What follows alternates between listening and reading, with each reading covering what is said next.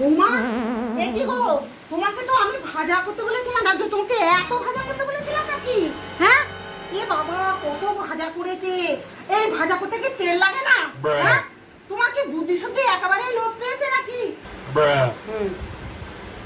अबे साले যেগুলো করতে কত তেল লেগেছে জানো? হ্যাঁ, কত তেল লাগে তুমি কি জানো না? আচ্ছা তুমি কি বাপের বাড়ি থেকে কিছুই শিখে আসোনি গো? হ্যাঁ, তোমার বাবা মাকে কিছুই শেখায়নি?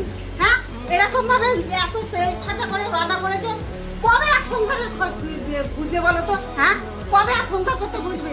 10 বছর হয়ে গেল বিয়ে হয়ে গেছে, এখনো পর্যন্ত ওই এত তেল খরচা করে এত এ করে। আর হ্যাঁ, সঙ্গে ভাতে জল দিতে বলেছি, তুমি ভাতে জল দিয়েছো কেন? হ্যাঁ, তোমার বুদ্ধি শুদ্ধি কবে হবে?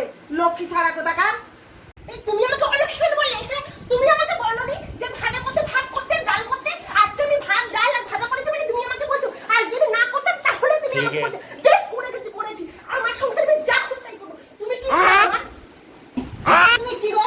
হ্যাঁ, এত ভাজা করেছো, এত এ করেছো, ভাতের মধ্যে জল ঢেলে দিয়েছো, তাও এরকম তোমাকে বলছি বলে এইরকম রিয়াক্ট করছো? হ্যাঁ, লক্ষ্মী ছাড়া কোথা থেকে এসেছে? হ্যাঁ, তোমার সংসার আমার 50 বছর ধরে এই সংসারের হাল টেনে টেনে আমার বয়স